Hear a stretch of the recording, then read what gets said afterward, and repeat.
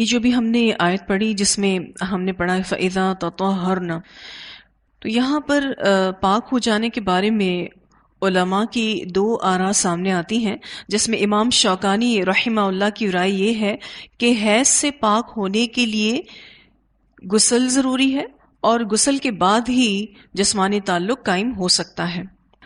لیکن اس کے برعکس ناصر الدین البانی رحمہ اللہ کی رائے یہ ہے کہ حیض کا خون مکمل طور پر رک جائے تو غسل کے بغیر بھی جسمانی تعلق قائم ہو سکتا ہے۔ اب یہ دو طرح کی آراء ہیں، دونوں طرح کی رائے معتبر سمجھی گئی ہیں۔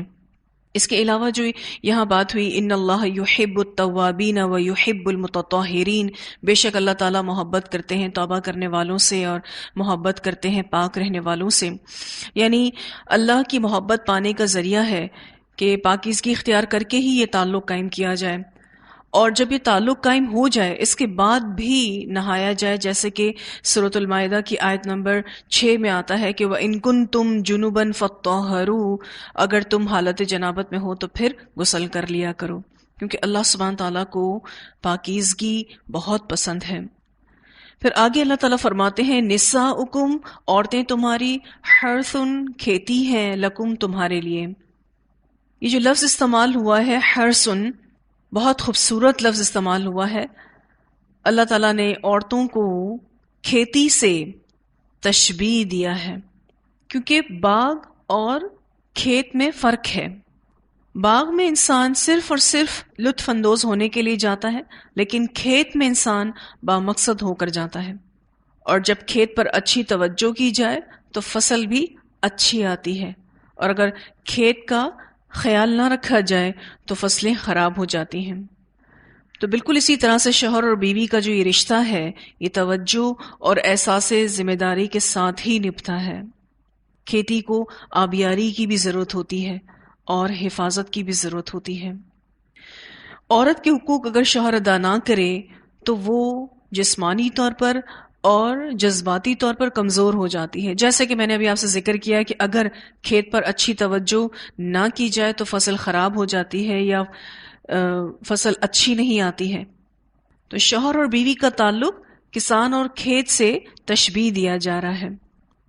کسان جب کھیت میں جاتا ہے تو اپنے کھیت کو دیکھ کر خوش ہوتا ہے، اور کھیتی اس کی ملکیت بھی ہوتی ہے، جیسا کہ بیوی اس کی ملکیت ہوتی ہے، اور اسی وجہ سے بیوی سے ملاقات کرنے کے لیے، بیوی سے جسمانی تعلق قائم کرنے کے لیے اس کو کسی وقت کو مقرر کرنا بھی ضروری نہیں ہے۔ تو اللہ تعالیٰ فرماتے ہیں نساؤکم حرث لکم، عورتیں تمہاری کھیتی ہیں تمہارے لیے۔ بہت زیادہ خوبصورت الفاظ استعمال ہوا ہے الحمدللہ۔ اللہ تعالیٰ نے یہ نہیں کہا عورتیں تمہارا باغ ہیں، اللہ تعالیٰ کہتے ہیں عورتیں تمہاری کھیتیاں ہیں۔ اور کھیت کی ویلیو ہم کسان سے اگر معلوم کریں کہ وہ کتنا زیادہ اس کے معاملے میں سینسیٹیو ہوتا ہے۔ فَأْتُوا، تو آؤ، حرثکم، اپنے کھیت میں، انا، جہاں سے، شئتم، چاہو تم۔ انا شئتم سے فرج مراد ہے۔ اس آیت کے شان نزول میں دو طرح کی احادیث آئی ہیں۔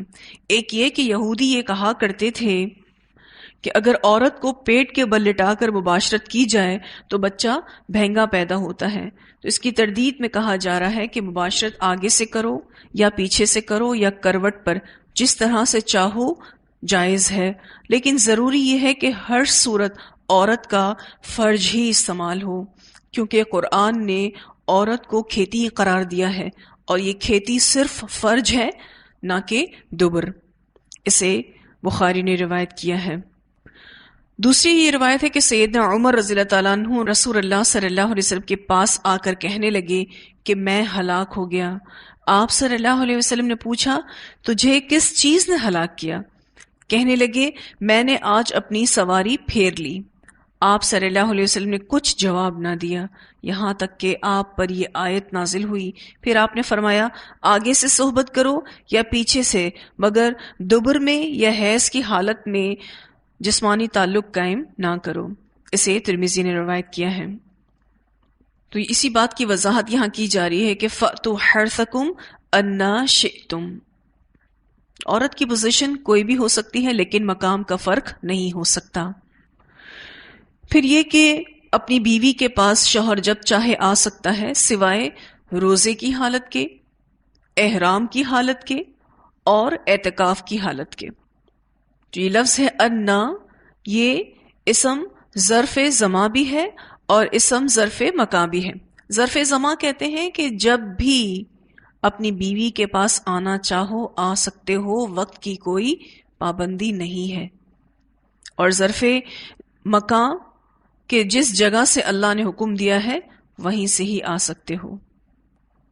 پھر اللہ سبحانہ تعالیٰ فرماتے ہیں وَقَدِّمُوا، اور آگے بھیجو، لِأَنفُسِكُمْ، واسطے اپنے نفسوں کے.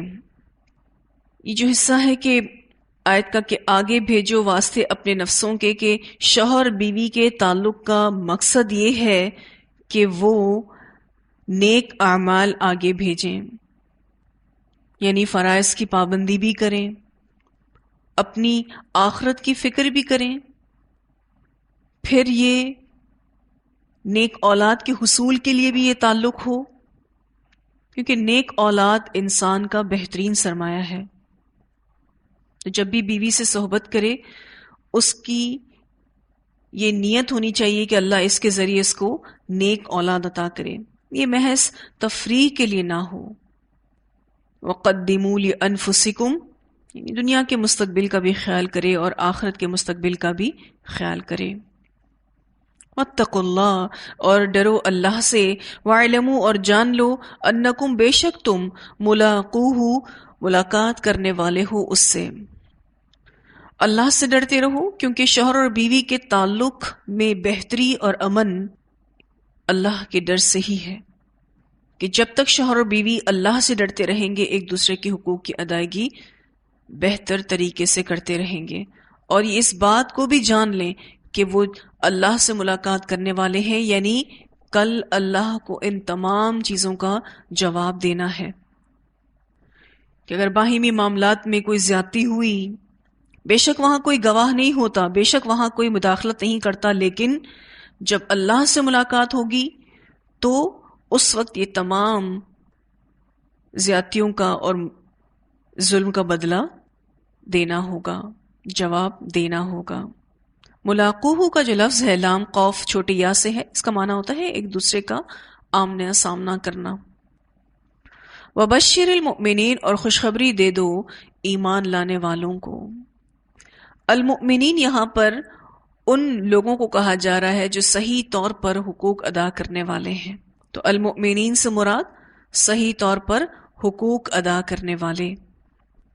یہاں جو خوشخبری کی بات آ رہی ہے کہ خوشخبری دے دو ایمان لانے والوں کو، خوشخبری سے مراد یہ ہے کہ جب شوہر اور بیوی دونوں اللہ کا حکم مانیں گے تو اس کے مطابق زندگی گزاریں گے تو ان کے لیے اجر و ثواب ہے. دوسری خوشخبری یہ ہے کہ اولاد ملے گی، اور اگر وہ اولاد نیک بھی ہو تو وہ مزید صدقہ جاریہ بھی بنے گی. ایسی نیک اولاد دنیا میں بھی آنکھوں کی ٹھنڈک ہوتی ہے. تو یہ اللہ کی طرف سے خوشخبری ہے. پہلی خوشخبری کہ اللہ اجر و ثواب دے گا اللہ کے کہنے کے مطابق زندگی گزارنے کی وجہ سے، اور دوسرا اللہ نیک اولاد بھی عطا کرے گا جو کہ صدقہ جاریہ بنے گی اور انشاءاللہ آنکھوں کی ٹھنڈک بنے گی. تو اتنی آیات کی تلاوت سنتے ہیں، پھر اس کے بعد انشاءاللہ آگے دیکھیں گے. اعوذ باللہ من الشیطان الرجیم، بسم اللہ الرحمن الرحیم. ولا تنكحوا المشركات حتى يؤمن، ولأمة مؤمنة خير من مشركة ولو أعجبتكم، ولا تنكحوا المشركين حتى يؤمنوا، ولعبد مؤمن خير من مشرك ولو أعجبكم، أولئك يدعون إلى النار والله يدعو إلى الجنة والمغفرة بإذنه ويبين آياته للناس الناس لعلهم يتذكرون ويسألونك عن المحيض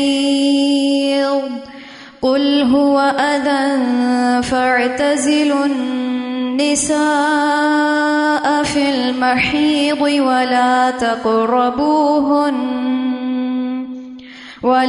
تقربوهن حتى يطهرن فإذا تطهرن فأتوهن من حيث أمركم الله إن الله يحب التوابين ويحب المتطهرين نساؤكم حرث لكم فأتوا حرثكم أنى شئتم وقدموا لأنفسكم واتقوا الله واعلموا أنكم ملاقوه وبشر المؤمنين. یہ جو یہاں بات ہوئی وَقَدِّمُوا لِأَنفُسِكُمْ، اور آگے بھیجو واسطے اپنے نفسوں کے، یعنی نیک اعمال آگے بھیجو کیونکہ یہ کام آئیں گے آگے. اور شوہر اور بیوی کا تعلق اس وجہ سے بھی ہو کہ اولاد حاصل کی جائے، اپنی نسل کو برقرار رکھنے کے لیے یہ کام کیا جائے، تاکہ جب ہم اس دنیا سے رخصت ہوں تو ہماری اولاد ہماری جگہ دین کا کام کرنے والی بھی ہو. اور پھر یہ کہ اپنی اولاد کی صحیح تربیت کرنا ہم سب پر فرض ہے، ان کو بھی علم سکھانا، ان کو دیندار بنانا، ان کے اخلاق کو سنوارنا، کیونکہ جب ہم یہ محنتیں کرتے ہیں اپنی اولاد پر تو اسی کے عوض آخرت میں اللہ سبحانہ تعالیٰ سے اجر و ثواب کی ہم امید رکھ سکتے ہیں.